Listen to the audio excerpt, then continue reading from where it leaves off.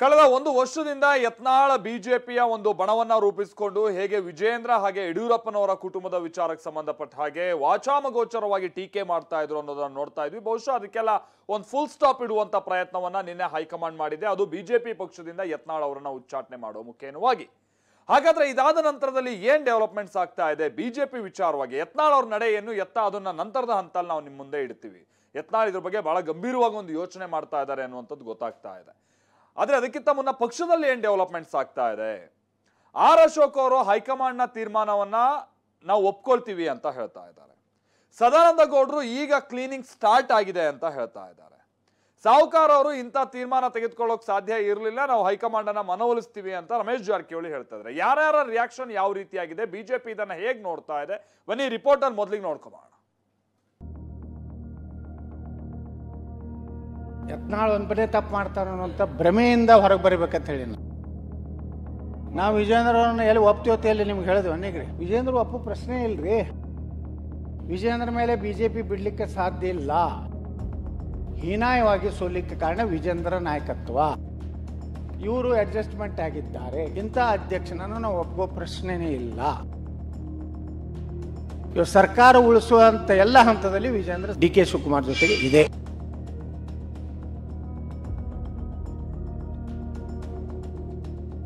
ಹೀಗೆ ವಿಜಯೇಂದ್ರ ವಿರುದ್ಧ ವಾಚಾಮಗೋಚರವಾಗಿ ಮುಗಿಬೀಳ್ತಿದ್ದ ಶಾಸಕ ಯತ್ನಾಳ್ ಒಂದು ವರ್ಷದಿಂದ ಹೋರಾಟ ನಡೆಸುತ್ತಿದ್ರು.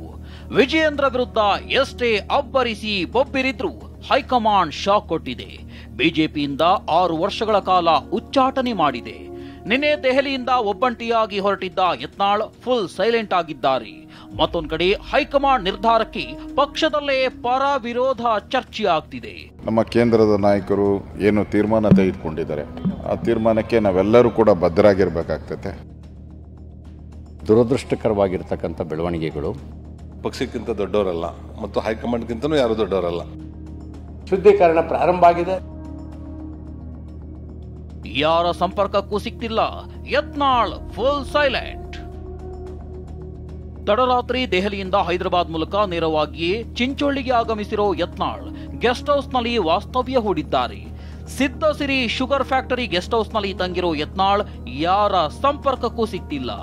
ಆ ಶುಗರ್ ಫ್ಯಾಕ್ಟ್ರಿ ಮುಂಭಾಗದಲ್ಲಿ ಇರ್ತಕ್ಕಂಥ ಏನು ಆ ಗೆಸ್ಟ್ ಹೌಸ್ ಇದೆ, ಇದೇ ಗೆಸ್ಟ್ ಹೌಸ್ನಲ್ಲಿ ಸದ್ಯ ಏನು ತಡರಾತ್ರಿ ಬಂದಿರತಕ್ಕಂಥ ಬಸವನಗೌಡ ಪಾಟೀಲ್ ಯತ್ನಾಳ್ ಅವರು ತಂಗಿರ್ತಕ್ಕಂಥದ್ದು. ಮತ್ತು ಇಲ್ಲಿವರೆಗೂ ಕೂಡ ಯಾವ ನಾಯಕರು ಕೂಡ ಈ ಗೆಸ್ಟ್ ಹೌಸ್ ಹತ್ರ ಬಂದಿಲ್ಲ ಮತ್ತು ಯಾರನ್ನೂ ಕೂಡ ಒಳಗಡೆ ಬಿಡುವಂಥ ಏನು ಗೋಜಿಗೂ ಕೂಡ ಇಲ್ಲಿರ್ತಕ್ಕಂಥ ಸಿಬ್ಬಂದಿಗಳು ಹೋಗ್ತಾ ಇಲ್ಲ.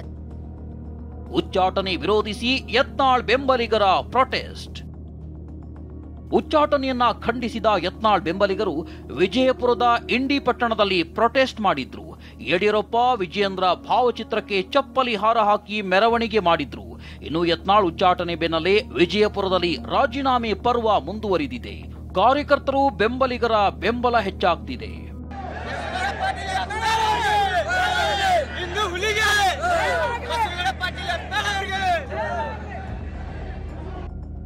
ಯತ್ನಾಳ್ ಉಚ್ಚಾಟನೆಗೆ ಜಯ ಮೃತ್ಯುಂಜಯ ಶ್ರೀ ಖಂಡನೆ. ಕೂಡಲ ಸಂಗಮ ಬಸವ ಜಯ ಮೃತ್ಯುಂಜಯ ಶ್ರೀ ಮಾತನಾಡಿ, ಒಂದು ವೇಳೆ ಉಚ್ಚಾಟನೆ ವಾಪಸ್ ಪಡೆದಿದ್ರೆ ಬಿಜೆಪಿಯಲ್ಲಿರೋ ನಮ್ಮ ಸಮುದಾಯದ ನಾಯಕರು ರಾಜೀನಾಮೆ ಕೊಡಬೇಕು ಅಂತ ಆಗ್ರಹ ಮಾಡಿದ್ರು. ಇಡೀ ಕರ್ನಾಟಕದ ಲಿಂಗಾಯತ ಪಂಚಮಸಾಲಿ ಸಮಾಜ ಅಷ್ಟೇ ಅಲ್ಲ, ಎಲ್ಲ ಲಿಂಗಾಯತ ಒಳಪಂಗಡಗಳದವರು ಬಸವನಪಾಟಿ ಯತ್ನಾಳ್ ಜೊತೆಗಿದ್ದಾರೆ. ಯಾವ ಕಾರಣಕ್ಕೂ ಬಸವನಪಾಟಿ ಯತ್ನಾಳ್ ಅವರು ಧೃತಿಗಡ ಅವಶ್ಯಕತೆ ಇಲ್ಲ. ನೀವೇನು ತೀರ್ಮಾನ ತೆಗೆದುಕೊಳ್ತೀರಿ, ನೀವು ತೆಗೆದುಕೊಳ್ಳುವಂಥ ರಾಜಕೀಯ ತೀರ್ಮಾನ ಆಗಿರ್ಬೋದು, ಸಾಮಾಜಿಕ ತೀರ್ಮಾನ ಆಗಿರ್ಬೋದು, ನಿಮ್ಮೆಲ್ಲ ತೀರ್ಮಾನ ಜೊತೆ ನಾವು ಇಡಲಿಕ್ಕೆ ಸಾಧ್ಯವಿದೆ. ಹಾಗಾಗಿ ಈ ಪಕ್ಷದಲ್ಲಿರ್ತಕ್ಕಂಥ ನಮ್ಮ ಸಮಾಜದವರಿಗೆ ಕರೆ ಕೊಡಲಿಕ್ಕೆ ಇಚ್ಛೆ ಪಡ್ತೀನಿ.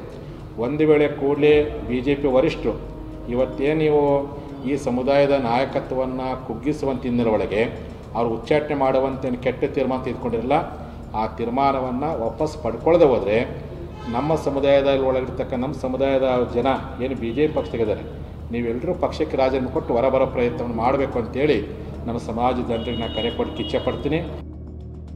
ಉಚ್ಚಾಟನೆಯ ಬಗ್ಗೆ ಪಕ್ಷದಲ್ಲಿ ಪರ ವಿರೋಧ ಚರ್ಚೆ. ಯತ್ನಾಳ್ ಉಚ್ಚಾಟನೆ ಬಗ್ಗೆ ಯಡಿಯೂರಪ್ಪ ಪುತ್ರ ಸಂಸದ ರಾಘವೇಂದ್ರ ಮಾತನಾಡಿ, ಹೈಕಮಾಂಡ್ ನಿರ್ಧಾರ ಸರಿ ಇದೆ ಅಂದಿದ್ರೆ ಬಿವೈವಿ ಬಣದಲ್ಲಿ ಗುರುತಿಸಿಕೊಂಡಿದ್ದ ಎಂಪಿ ರೇಣುಕಾಚಾರ್ಯ ಲಕ್ಷ್ಮಣ ರೇಖೆ ದಾಟಿದ್ರೆ ಇದೇ ಪರಿಸ್ಥಿತಿ ಅಂದ್ರು. ಯಾರು ಕೂಡ ನಿರೀಕ್ಷೆ ಮಾಡ್ಲಿಕ್ಕೆ ಸಾಧ್ಯ ಇಲ್ಲ. ಯಾಕೆಂದ್ರೆ ನಾವೆಲ್ಲರೂ ಕೂಡ ದೆಹಲಿಯಲ್ಲಿ ಇದ್ದಂತ ಸಂಸತ್ ಸದಸ್ಯರು ನಾವೆಲ್ಲರೂ ಕೂಡ ಕೂತು ಎರಡೂ ಸರಿ ಆಗ್ಬೇಕು, ಎಲ್ಲರೂ ಕೂಡ ಒಟ್ಟಾಗಿ ತೆಗೆದುಕೊಂಡು ಮುಂದೆ ಹೋಗಬೇಕು ಅನ್ನೋವಂಥ ಒಂದು ನಿರೀಕ್ಷೆಯಲ್ಲಿ ನಾವೆಲ್ಲರೂ ಕೂಡ ಇದ್ವಿ.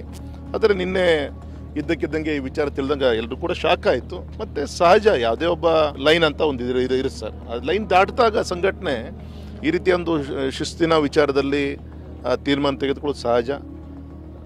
ಎಲ್ರಿಗೂ ಕೂಡ ನಮ್ಮೆಲ್ಲರಿಗೂ ಕೂಡ ಇದೊಂದು ಪಾಠ ಅಂತ ನಾನು ಅಂದ್ಕೊಂಡಿದ್ದೀನಿ. ಸರಿ ಇದೆ, ತುಂಬ ಜನ ಕಾರ್ಯಕರ್ತರು ಕಳೆದ ಒಂದು ವರ್ಷದಿಂದ ಇದು ಯಾಕೆ ಇಷ್ಟೊಂದು ಎಳ್ಕೊಂಡು ಹೋಗ್ತಿದ್ದಾರೆ ಅಂದರೆ, ಯಾಕೆಂದರೆ ಅವರು ಯತ್ನಾಳು ಒಬ್ಬರು ಗೌರವಾನ್ವಿತ ಒಬ್ಬರು ನಾಯಕರು ನಮ್ಮ ಜೊತೆಗೆ ಇರಬೇಕು ಅನ್ನೋದೇ ಹೈಕಮಾಂಡ್ ಅಪೇಕ್ಷೆ ಇತ್ತು.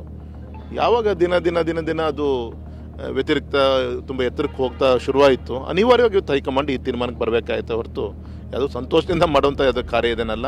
ಅವಕಾಶ ಸಾಕಷ್ಟು ಕೊಡ್ತು, ನೋಟಿಸ್ ಕೊಡ್ತು, ಸಮಯ ಕೊಡ್ತು. ಆಮೇಲೂ ಕೂಡ ಸಂಘಟನೆ ಹಿರಿಯ ಅಂತ ಯಡಿಯೂರಪ್ಪನವ್ರ ಬಗ್ಗೆ ವಿಜಯೇಂದ್ರ ರಾಜ್ಯಾಧ್ಯಕ್ಷ ಮಾಡೋದು ಹೈಕಮಾಂಡ್ ಮಾಡಿರೋದು.